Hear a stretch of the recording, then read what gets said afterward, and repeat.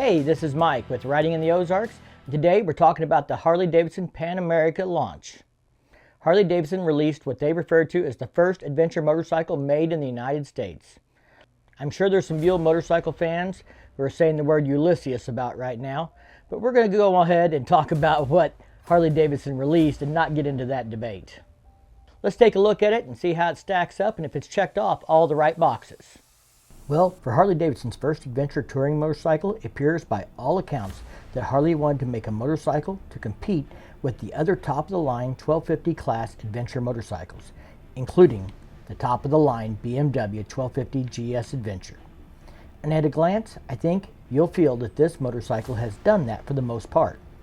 Of course, we won't get to know how it really delivers on these specs until it's available to see, touch, and ride, which appears to be happening in May of 2021. Before I continue, I want to say that Harley-Davidson's launch event for this motorcycle was too much of a commercial, again, about the company and the brand, its legacy and roots, and not enough detailed information about the model of motorcycle they are actually launching.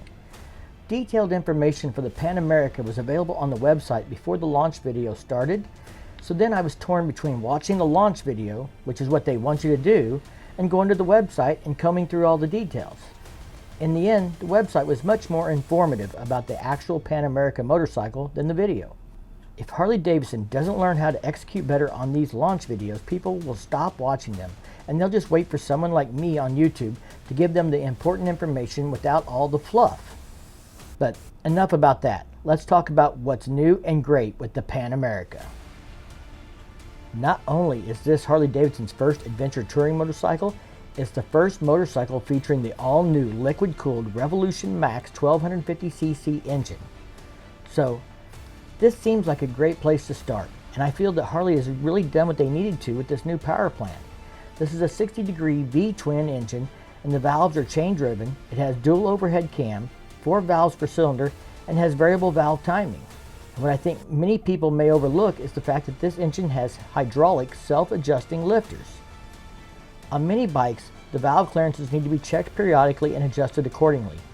If you do your own work and you're comfortable with doing this procedure, then this may not be a big deal to you, but to others, it means not having to worry about doing this maintenance themselves or paying someone else to do it. The cylinder bore is only slightly larger than that's on the Harley-Davidson 114 cubic inch engine that they put in the cruisers and touring models. But the stroke is considerably shorter. The compression ratio is also considerably higher than the 114 and comes in at 13:1. Of course, it's fuel injected, has 2-in-1 exhaust, and that combination creates an engine putting out 150 horsepower at 9,000 RPM, yet still has considerable torque of 94 foot-pounds at 6,750 RPM. Harley has also included some technology to allow this motor to make considerable torque at low RPMs as well.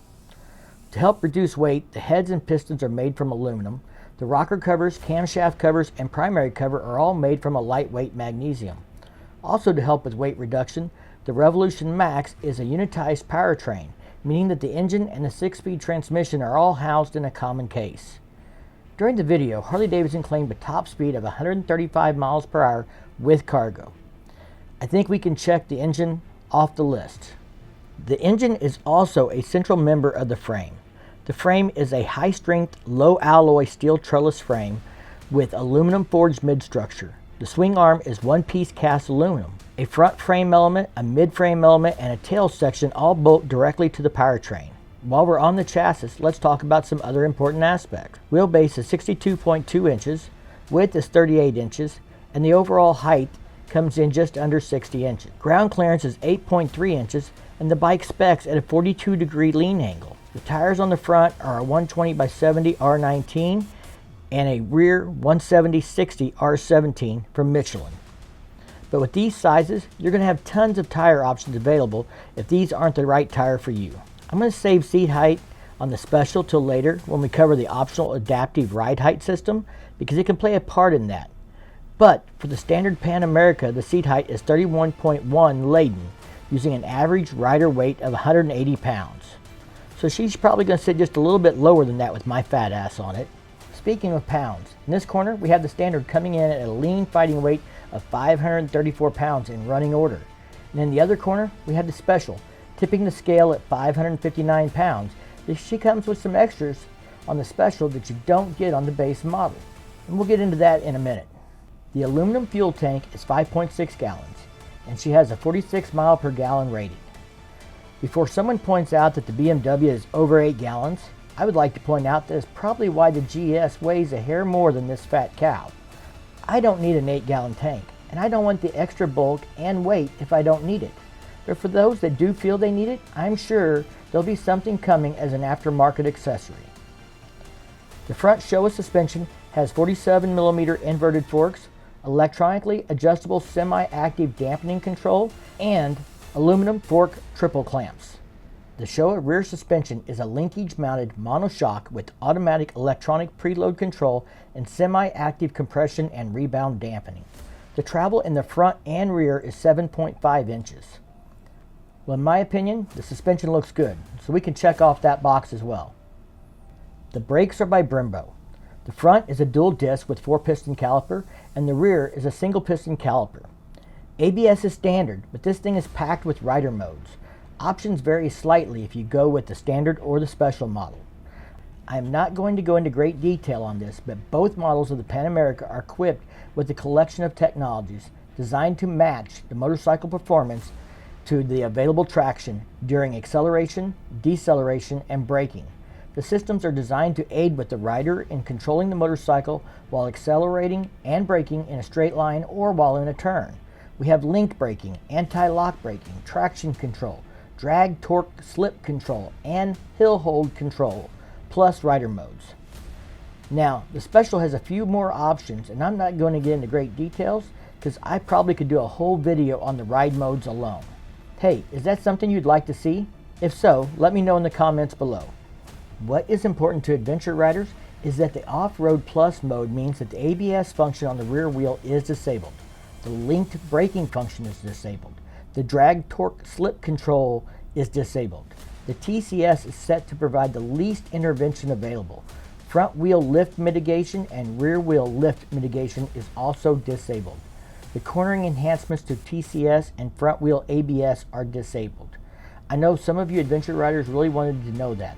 If you're not sure what I'm talking about, go listen to Ryan on Fort 9 talk about ABS. So again, the brakes look good to go on the Pan America. Let's check that one off too. I want to talk about this screen for a second before we get into the price and options. It has a 6.8-inch TFT touchscreen that displays all the instrumentation and infotainment functions.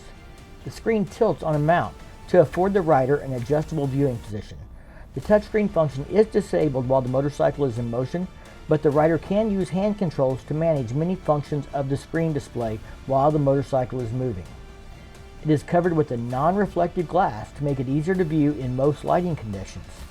The touchscreen functions when a rider is wearing gloves, but it is not affected by rain or other natural inputs. The thing supports widgets, but what is important to understand is that this is not a stereo or GPS. The infotainment is generated by the rider's Bluetooth-equipped mobile device. The motorcycle does not have an onboard infotainment center of its own. It is not equipped with speakers. Most infotainment functions also require a Bluetooth headset and speakers to be worn within the helmet. Navigation is supplied by a free Harley-Davidson app for iOS or Android, which must be downloaded to the rider's mobile device. When navigation is enabled, the rider may select a moving map display or turn-by-turn map, either of which are displayed on the screen, assisted by audio instructions through the headset. Because the navigation system relies on cell service, navigation could be disrupted if there are no cellular signal. However, the rider can preload an entire route and save it in memory as a backup. There is no mention of Apple CarPlay or Android Auto that I can find in HD's press release or on the website. Now, I have seen videos that claim it is present, and I've read articles saying that it isn't. I really wish I had a definitive answer from Harley-Davidson, but the lack of it being mentioned when I know they do mention it in their touring models and other motorcycles makes me think it is not present in the Pan America. As a Harley rider, this is a concern. I have a Street Glide with GPS, and the map in my 16 Street Glide is less than excellent. CarPlay, so I could use my preferred map app, is the only feature I wish my 16 had that the newer bikes do have. but I can live without it. I hope this HD app is an improvement over what I have, or this will definitely be an area of concern, but we're going to go ahead and check off the box for tech.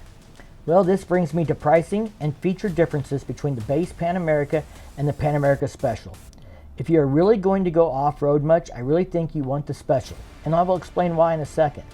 The base model is $17,319 in black, which I do think looks great.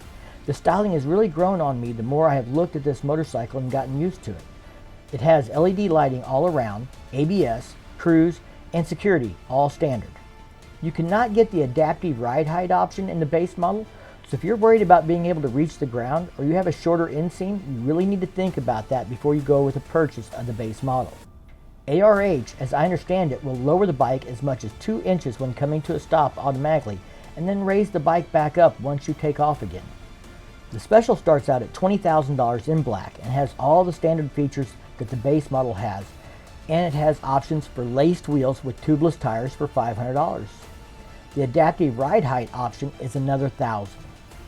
I want to point out there's a $2,680 difference that gets you several extras, like the semi-active front and rear suspension with load control, tire pressure monitoring, a center stand, a multi-position rear brake pedal, a brush guard, aluminum skid plate, an adaptive LED headlight, hand wind deflectors, heated grips, and a steering dampener that are all part of the Special package. If you're really going to ride off-road very much, everyone says you want the laced wheels, that they're a great option to go with. That's a $500 option on the Special, but if you were to buy it from parts and accessories, the list price is over $1,500 for the wheels, not counting any labor to install them. So just adding that option alone to the base model reduces the difference from the base and the Special by over $1,000. So now you're looking at about a $1,700 difference for all those extra items. The skid plate, brush guard, TPMS, and a center stand will run you over $1,000. So while you could probably save a little money and outfit the base model for off-roading, you're really going to get a lot more bang for your buck if you just start out with the Special, if you're really looking to get off the beaten path. I'm sure I've absolutely missed something that is important to someone out there, so feel free to let me know in the comments what you think was important that I missed. I wouldn't be surprised if I got something wrong. There's already contradicting information showing up less than 36 hours from the launch. If I got something wrong, I apologize in advance. Otherwise, just leave me a comment and let me know what you think about this bike and if Harley got it right this time. I hope you find this video informing and helpful. If you like this video, give it a big thumbs up. If you do that YouTube thing, check out the content on my channel, and if you dig it, don't forget to subscribe down below, ring that bell to be notified the next time I drop a new video. And as always, thank you for support, stay safe, and keep on riding.